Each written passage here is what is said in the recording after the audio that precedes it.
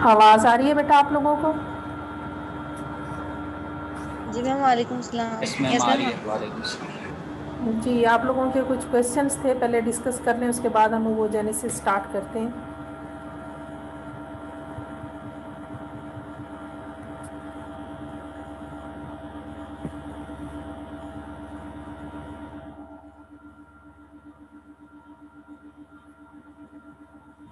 Paper में से बेटा कुछ पूछना था, कोई कंफ्यूजन थी आप लोगों को, डिस्कस कर लें।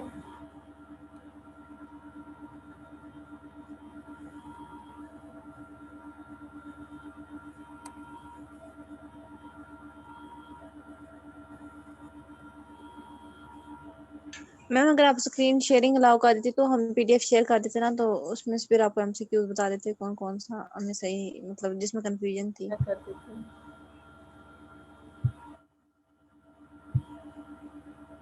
जी करें शेयर।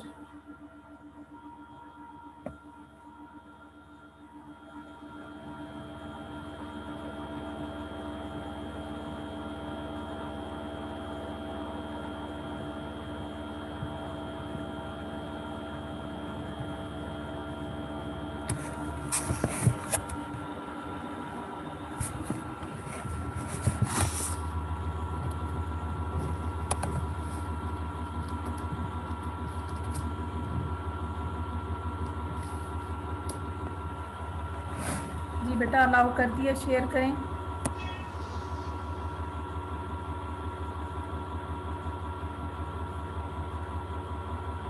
यस मैम, करते हैं शेयर।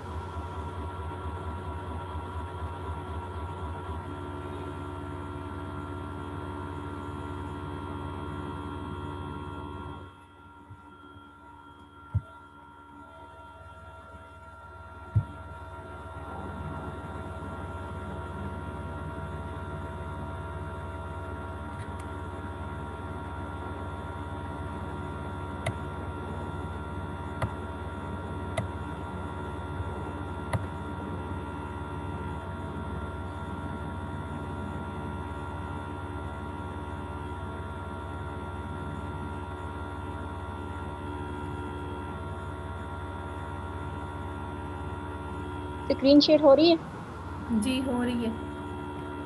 शेयर हो रही है, लेकिन पीडीएफ नहीं आ रहा। हाँ, बस अब हो गई शेयर।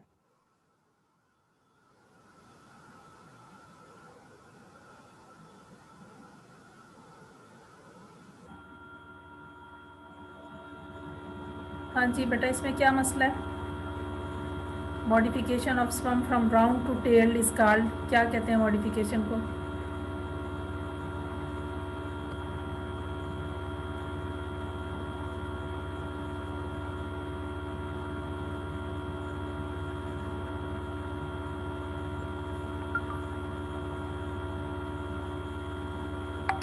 मैम, इसका तो यही था, स्पर्मोजेनेसिस। हाँ जी, तो मतलब आप जो बेटा कोई इश्यूज हैं वो डिस्कस करें ना, ये ठीक है, तो इसको क्यों ले आए हैं?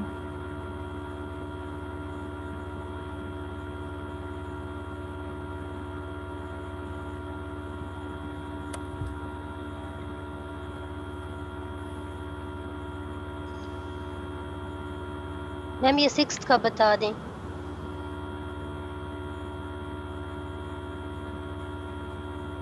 Mammalian sperms acquire motility in testis, vas deferens, uterus, oviduct. ठीक लगाया हुआ है आपने, वास डेफरेंस, क्योंकि एपिडिडमस में मैचुरेशन होती है, एपिडिडमस से रिलीज होते जाते हैं साथ साथ वास डेफरेंस में स्पर्म्स। यूट्रस और ओविडक्ट जो है बेसिकली ये फीमेल रिप्रोडक्टिव ऑर्गन्स हैं, और वहाँ पर जाकर कैपेसिटेशन का प्रोसेस होता है, उसमें स्पर्म्स जो हैं वो ज़्यादा हाइपर एक्टिव हो जाते हैं। They are ready for fertilization in female reproductive tract.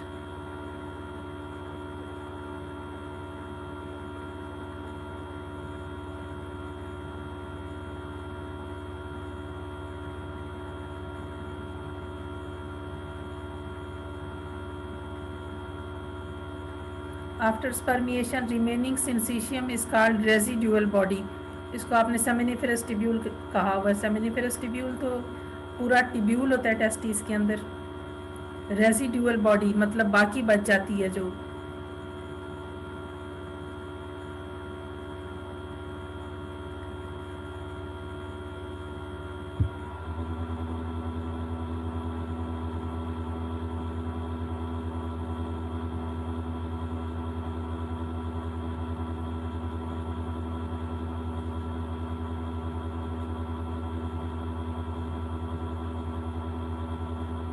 Giant cell में फर्दर क्या होता है? मैम इसका बता दें। से बनता है, तो उससे फर्दर उसके बाद क्या होता है?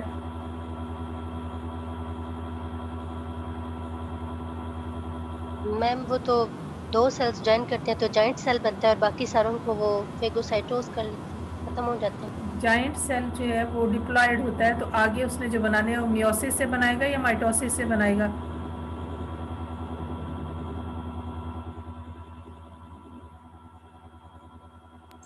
मियोसिस में। वाली चीजें बेटा ये आपने याद की और ये नोट्स आपके पास हैं, इनको वहां से आप टैली करें। कंफ्यूजिंग तो कुछ नहीं है इसमें। आपने वो चीजें यहाँ मेरे से डिस्कस करनी है जो आपके ख्याल में ये जवाब बनता था और उसका वहां पे ये लगा हुआ है कि मैं कुछ गलत दिया हुआ है, वो वाली चीज डिस्कस करें।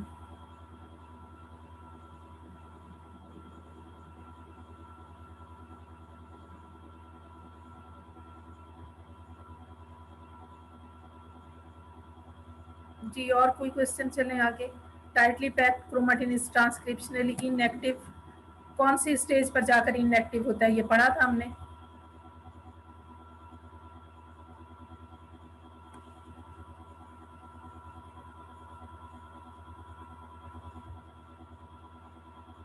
टाइटली पैक किस स्टेज पर जाकर होता है? गोल्जी फेज किस में आती है?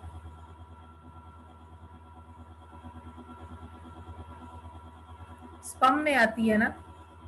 तो स्पर्मेटोसाइट क्यों लिखा हुआ है आपने?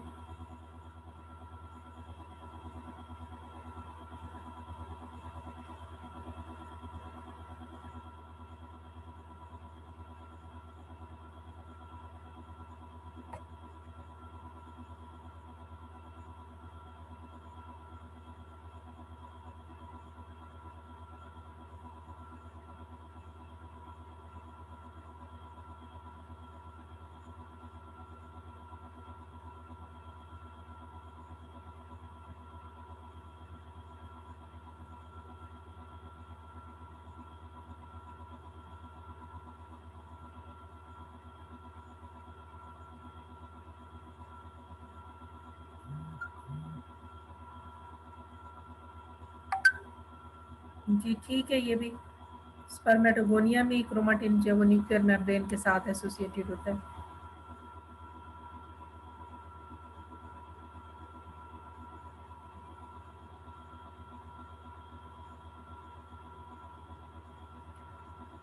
मेरा ख्याल है कि क्लास शुरू करते हैं बेटा। आप लोगों ने तो कोई अपना इश्यूज अलग से करके नहीं रखे। पेपर चेक नहीं मैं यहाँ पे बैठी कर रही, क्योंकि मसला ये है कि इतना टाइम नहीं है कि इंडिविजुअली मैं हर एक का देखूं। आपके पास नोट्स हैं, आप खुद उनसे टैली कर सकते हैं। अगर आपके उन नोट्स से कुछ डिफरेंट है, you can discuss that with me. ठीक है मैम ये इस वाले का बता दें। मैम ये जो शो हो रहा है इसका बता दें। मैचुरेशन या endoplasmic spermiation. Droplet is drop during that stage. कौन सी स्टेज में पढ़ा है आपने नोट्स में कि कौन सी वाली स्टेज में ये ड्रॉप होता है? आपको स्लाइड्स दी है ना साथ, जो पढ़ाया था मैंने। गोल्जी फेज भी पढ़ाई है, टेल फॉर्मेशन भी, मैच्योरेशन भी, स्पर्मिएशन भी। तो ड्रॉपलेट कौन सी वाली स्टेज में ड्रॉप होता है?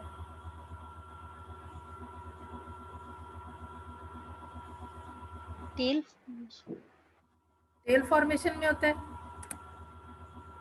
जरा स्लाइड्स को निकाल कर देखें। मैचुरेशन।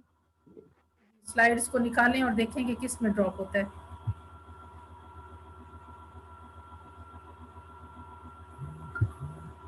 मैम ये मैचुरेशन और स्पर्मिएशन दोनों में ही मतलब ये लिखा हुआ था ना कि वहाँ पे ये साइटोप्लाज्मिक ड्रॉपलेट जो है वो ड्रॉप हो जाता है, तो इसीलिए थोड़ी सी कंफ्यूजन थी कि मेनली मतलब कहाँ पे ये बात हो रही है। मैच्योरेशन में ड्रॉप होता है मेनली।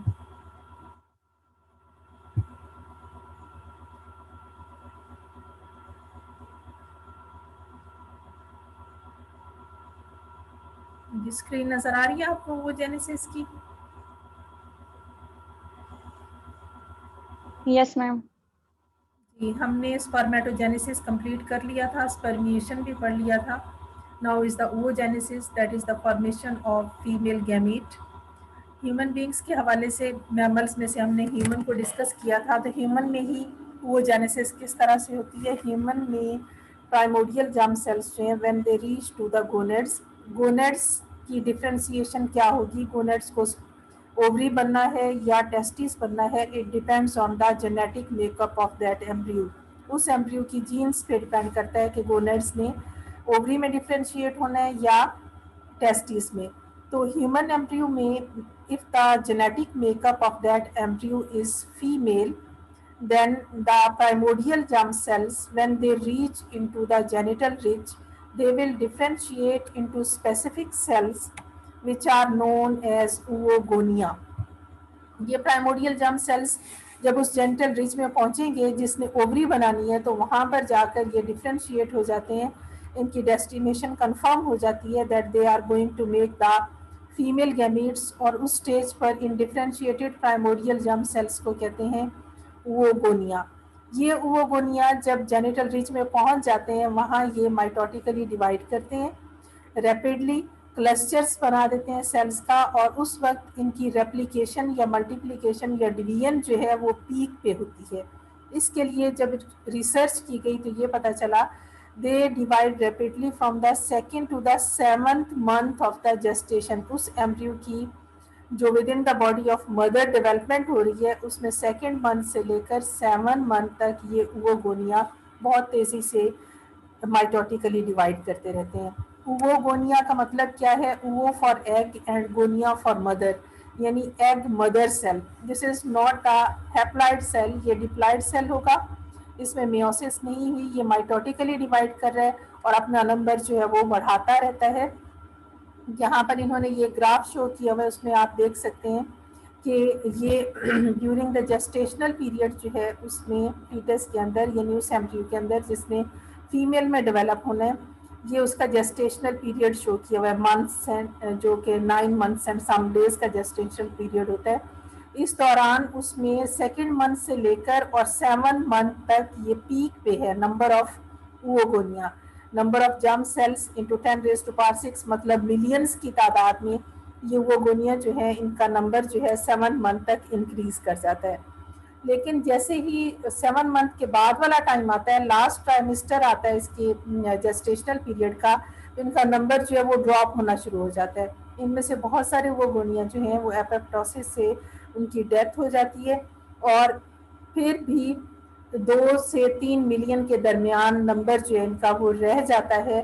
जिस वक्त उस फीमेल की बर्थ होगी, उस बेबी की बर्थ होगी, उसके अंदर 2 से 3 मिलियन oogonia जो हैं, मतलब जर्म सेल्स जो हैं, they are present inside the ovary.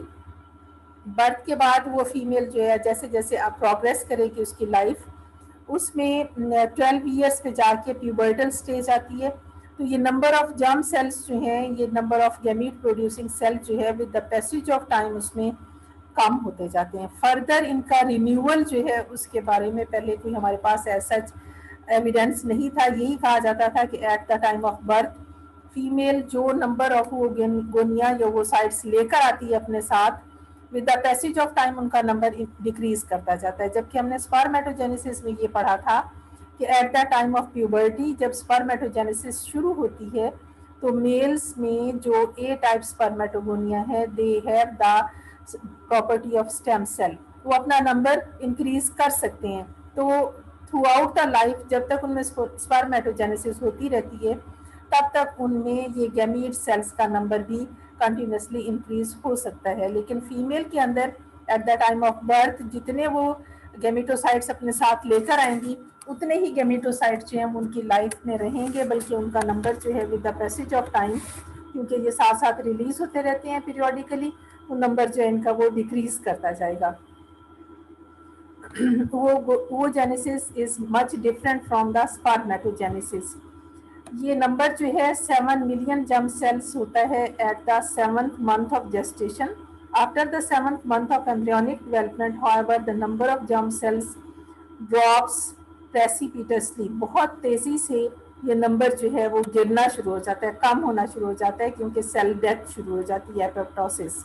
Most oogonia die during this period, यानी 7 से लेकर 9 मंथ तक का वो 2 महीने का जो पीरियड है उसमें इनका नंबर बहुत ज़्यादा कम हो जाता है। 7 मिलियन से ये 2 से 3 मिलियन तक रह जाते हैं। while the remaining oogonia enter the first meiotic division, इसके साथ साथ जो ओवोगोनिया बच जाते हैं वो ओवोगोनिया जो हैं they will enter into the meiosis. आप सबको मियोसिस का अच्छी तरह से पता है, 2 फेजेस में होती है, meiosis first and meiosis second. इनमें से मियोसिस फर्स्ट जो है that is the reduction division, उसमें नंबर ऑफ क्रोमोसोम हैप्लॉइड हो जाते हैं, जबकि मियोसिस सेकंड जो है इट रिजेंबल्स द माइटोसिस, उसमें क्रोमोसोमल नंबर के साथ फर्दर कोई और रिडक्शन नहीं होती। जो फर्स्ट मियोसिस में रिड्यूस हो जाते हैं वही सेकंड मियोसिस में रहते हैं, लेकिन नंबर ऑफ सेल्स जो है वो इंक्रीज होता है। ये वाले ओवोगोनिया जो 7 मंथ के बाद बच जाते हैं वो क्या करते हैं, they enter into the meiosis. हमने स्पर्मेटोजेनेसिस में ये पढ़ा था कि वो पहले कई मरतबा माइटोटिकली डिवाइड होते हैं और फिर जाकर कहीं मियोसिस में एंटर होते हैं और उससे स्पर्मेटोसाइट प्रोड्यूस होते हैं। लेकिन यहाँ पर एम्ब्रियो जो है उसकी अभी बर्थ नहीं हुई, with in the body of mother उसकी डेवलपमेंट हो रही है और उसी दौरान ये ओवोगोनिया जो है they enter into the first meiotic division. इस फर्स्ट मियोसिस में जब ये एंटर हो जाते हैं, यानी इनके अंदर मियोसिस का प्रोसेस शुरू हो जाता है, तो उस स्टेज पर इनकी नेचर चेंज हो जाती है। They are not further gonia, mother cell नहीं रहते, ये फिर आगे सिंगल डेस्टिनेशन की तरफ फिक्स्ड सेल हो जाते हैं जिनको हम प्राइमरी ओवोसाइट्स कहते हैं। जैसे उसमें प्राइमरी स्पर्मेटोसाइट्स था, इसी तरह से फर्स्ट मियोसिस में एंटर होने के बाद ये सेल्स क्या कहलाएंगे, primary ओवोसाइट्स। they became the single cells, they are not gonia more, further stem cell वाली एबिलिटी इनमें खत्म हो जाती है। अब ये प्राइमरी ओवोसाइट जो हैं ये मियोसिस में कहाँ पर होते हैं और किस तरह से, they progress through the first meiotic prophase until the diplotin stage। अब आप मुझे बताएं कि जो फर्स्ट मियोटिक प्रोफेज है, आपको पता है सबसे ज़्यादा लेंथी वाली फेज होती है, इसमें कौन कौन सी स्टेजेस आती हैं?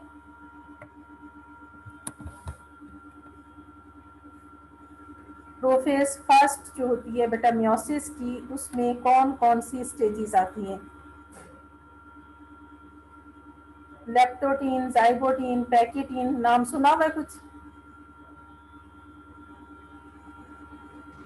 यस मैम, सुना हुआ है। इसमें जो सेकेंड लास्ट स्टेज है डिप्लोटीन, उस स्टेज पर ये प्राइमरी ओवोसाइट्स जो हैं ये हॉल्ट हो जाते हैं, ये रिजर्व हो जाते हैं, वहाँ से आगे फर्दर इनमें मियोसिस प्रोसीड नहीं करती।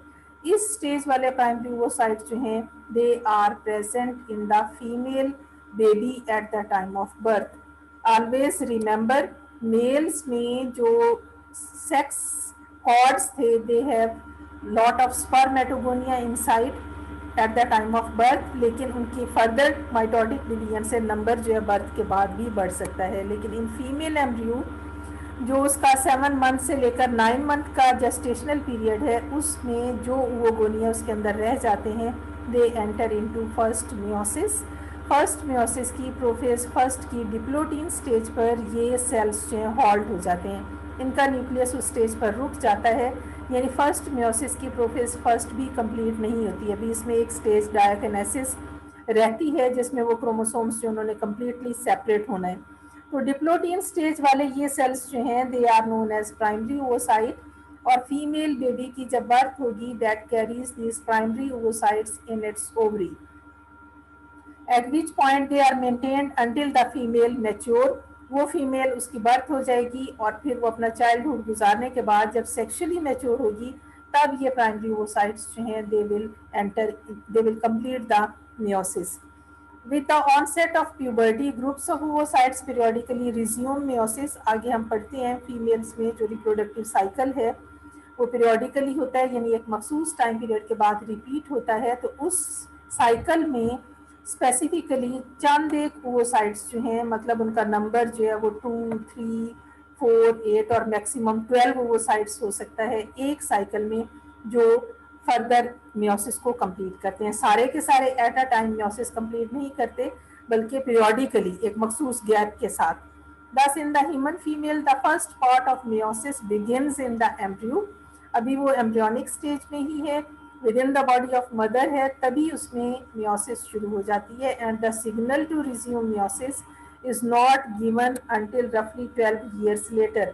अब उसकी बर्थ उसी तरह से हो जाती है और वो चाइल्डहुड का पूरा टाइम गुजारने के बाद उस फीमेल में ऐसे हार्मोनल चेंजेस आते हैं जो सिग्नल्स देते हैं, जो स्टिमुलेट करते हैं कि वो मियोसिस जो वहाँ पे रोकी गई थी वो दोबारा रिज्यूम की जा सके। In fact some oocytes are maintained in meiotic prophase for nearly 50 years। अब क्या होता है, जैसे कि मैंने आपको बताया कि ये oocytes जो हैं periodically meiosis अपने रिज्यूम करते हैं। साइट उनका मिनिमम नंबर 1 और 2 हो सकता है और मैक्सिमम 12 तक। बाकी सारे oocytes जो हैं उनको वो सिग्नल्स नहीं डिलीवर किए जाते, क्योंकि अगर वो भी मियोसिस में चले जाएंगे तो they have to leave the ovary, उन्हें ओवरी में से फिर बाहर चले जाना है। और इसका मतलब ये होगा कि अगर हर साइकिल में ज़्यादा सारे oocyte रिलीज हो जाएंगे तो ओवरी जो है वो गैमीट डेफिशिएंट हो जाएगी। फर्टिलिटी को रिज्यूम करने के लिए अल्लाह की तरफ से ऐसा मैकेनिज्म बना हुआ है कि only few oocyte will resume their meiosis, they will leave the ovary, और बाकी oocytes जो हैं वो अंदर ही रह जाएंगे। तो ऑलमोस्ट 50 ईयर्स तक फीमेल में ये साइकिल कंटिन्यू करता है। तो 50 ईयर्स तक उसके जो oocytes हैं they have the ability to resume the meiotic prophase, वो उसी प्रोफेज में ही रह जाते हैं और उस स्टेज पर जाकर अगर उन्हें 50 ईयर्स के बाद सिग्नल मिलेगा तो तब वो अपनी मियोसिस को कंप्लीट करेंगे। 50 ईयर्स के बाद फीमेल में हार्मोनल चेंजेस आती हैं, उसका वो साइकिल रुक जाता है, तो फिर फर्दर वो सेल्स जो हैं वो साइड्स जो उसकी ओवरी में रह जाते हैं they are not able to mature, वो अपनी मियोसिस कंप्लीट ही नहीं करते। प्राइमरी oocytes कंटिन्यू टू डाई। ये ऊपर डायग्राम में जैसे इन्होंने यहाँ पर दिखाया था कि with the passage of time उस फीमेल की जैसे जैसे एज बढ़ती जाती है तो जो oocyte रिज्यूम कर लेते हैं वो ओवरी को छोड़ देते हैं, बाहर चले जाते हैं, और जो रिज्यूम नहीं करते मियोसिस वो भी वक्त के साथ साथ बिल्कुल डिक्रीज होना शुरू हो जाते हैं। और 50 ईयर्स के बाद इनको कहीं से कोई स्टिमुलस नहीं मिलता कि ये अपनी मियोसिस को रिज्यूम कर सकें, तो फाइनली दे डाई और वो ओवरी के अंदर ही ख़त्म हो जाते हैं। Of the millions of primary oocytes present at her birth, only about 400 mature during a woman lifetime। मतलब ये कि हमने ये कहा था 2 से 3 मिलियन जो हैं वो प्राइमरी oocytes जो हैं वो प्रेजेंट होंगे एक फीमेल बेबी की ओवरी के अंदर। उनमें से अगर उस फीमेल के लाइफ स्पैन को देखा जाए, मतलब टोटल उसका जो लाइफ टाइम जिस दौरान उसका रिप्रोडक्टिव साइकिल एक्टिव होगा 12 ईयर्स के बाद शुरू होता है और 50 ईयर्स तक ख़त्म हो जाता है, तो दरमियान में टोटल 400 साइकिल्स आते हैं।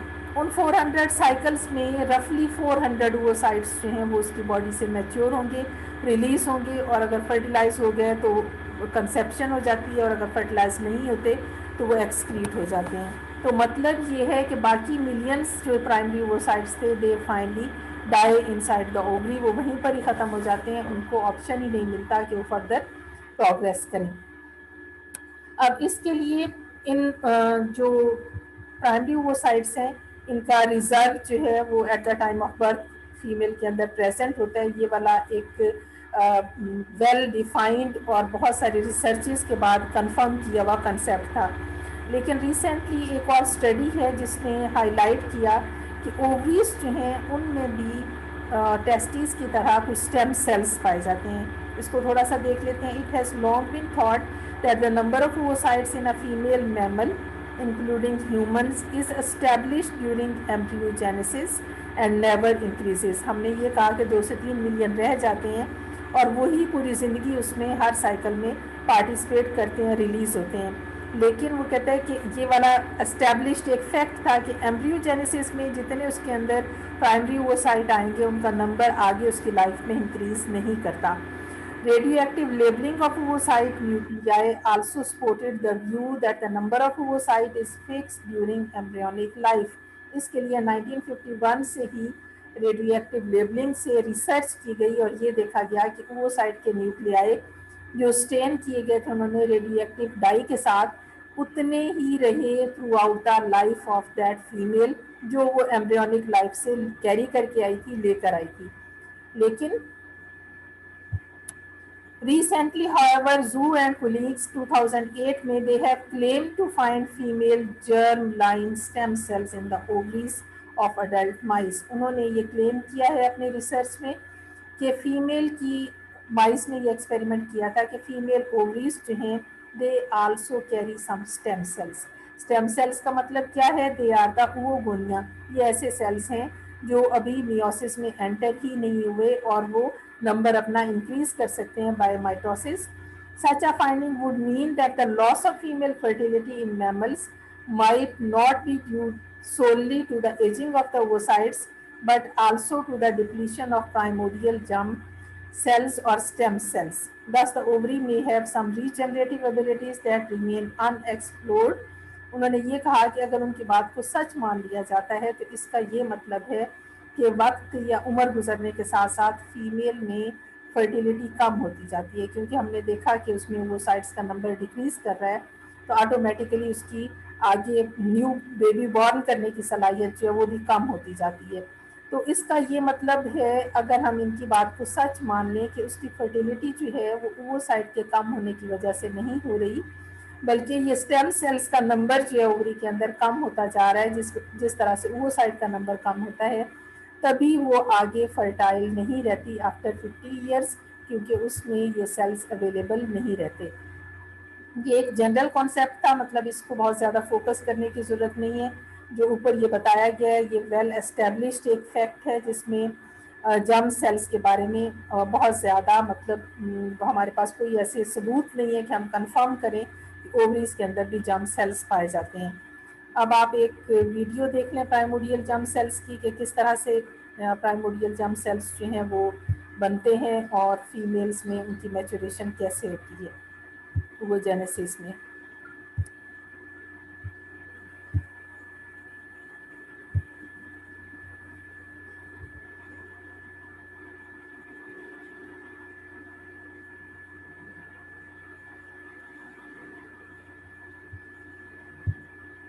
Of our baby. Now let's get started. As you've guessed by the title, we are going to talk about oogenesis. Genesis means creation, and oo means egg. So we'll see how the female egg, also known as the oocyte, is created and developed. To see oogenesis happen, we will need to go to the female gonads, the ovaries. Inside the ovaries, which you can see here, the oocytes begin to develop. But when in the female's life do the oocytes begin to develop? Now, this might come as a bit of a surprise because there's this common belief that the oocytes are formed in puberty, but this is not the case. The development of the oocytes begins years and years before puberty, during the embryonic development. And this is exactly what we want to dedicate this lesson to see how the oocytes are formed in the very early stages of embryonic development. So let's bring in the embryo. She's about 4 weeks old now, and she has this funny shape. Around this time, a group of cells, which is called the primordial germ cells, begins to migrate towards the developing ovaries, kind of like that. For now, it doesn't really matter where and how the primordial germ cells are formed. Just remember that they exist and migrate towards the developing ovaries. Once the primordial germ cells reach the developing ovaries, they differentiate into a new type of cell. The cell is called oogonium, or oogonia in plural. So let's take a closer look at the oogonia inside the ovary and see what they do. Now at this point, the oogonia have a simple role. All they do is expand their numbers like hell through mitotic division. These divisions form the many, many clusters of oogonia that we see here on the screen. Let's take a deeper look at one of these clusters. You can see that the oogonia are surrounded by another type of cell. These cells are called follicular cells. They have a very important role, and we'll get back to them in a moment. First, let's go back to the oogonia cells. After they form the clusters, the oogonia continue to proliferate inside the clusters through mitosis. Every now and then, some of these oogonia decide that, you know what, I don't really feel like going through mitosis. And instead they enter meiosis. When an oogonium cell enters meiosis, it becomes a cell known as a primary oocyte, which you can see here in yellow. Meiosis is part of the maturation of the oocyte. and once it is completed, the oocyte is considered to be mature. However, it will not undergo all stages of meiosis anytime soon. Actually, the primary oocyte is arrested at the very beginning of meiosis. Let's see how it is arrested. For that, we'll need to go back to the follicular cells that we just met. Remember I mentioned the follicular cells play an important role? Well, arresting the oocyte is that role exactly. What they do is secrete a factor that is very conveniently called the oocyte maturation inhibitor, or OMI. And OMI does exactly that. It inhibits the maturation of the oocyte. We already said that the oocyte is arrested at the beginning of meiosis, but to be more specific, it is arrested at prophase 1 of meiosis 1. And if you want to be super specific, it is arrested at the deprotein stage of prophase 1. And that's all we need to know about the mechanism that inhibits the oocyte maturation. So now we know how the primary oocyte is formed. We begin with the primordial germ cell that becomes an oogonium that enters meiosis to become an arrested primary oocyte. This process goes on until we reach the 5th month of development. And at this point in time, this process stops. So no more primary oocytes will form past that point. But if we counted the oogonia and primary oocytes, or germ cells in other words, found inside the ovary, we would see about 7 million germ cells per ovary, or 14 million germ cells in total. And that's a pretty big number, but it's going to decrease rather rapidly from now on. That is because practically all oogonia will degenerate, and so will a large number of primary oocytes. The surviving primary oocytes will get upgraded. Each one of them will get its very own shell of follicular cells. These primary oocytes, surrounded by follicular cells, are called primordial follicles. And a baby girl is born with 2 million primordial follicles in each ovary, so 4 million follicles in total. These 4 million oocytes will remain arrested in their maturation until this baby reaches puberty. In puberty, the ovarian cycle will begin, and the eggs will resume their maturation. And that will be the focus of our next lesson. Thank you for watching, and see you in जी बेटा, समझ आइए आपको?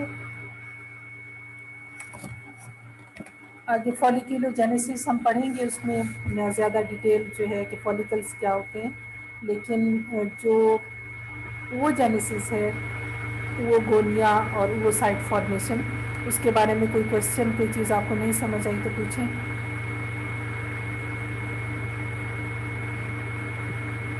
Ma'am एक time पे कितने release होते हैं ovary में से?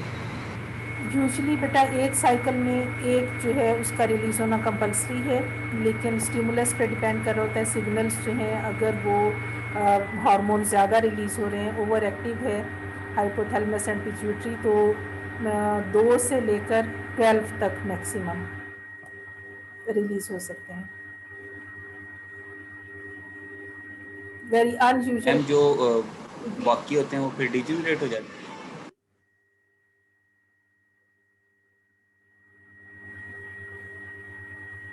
जी बेटा, क्वेश्चन नहीं आपका समझ आया, क्या पूछा आपने?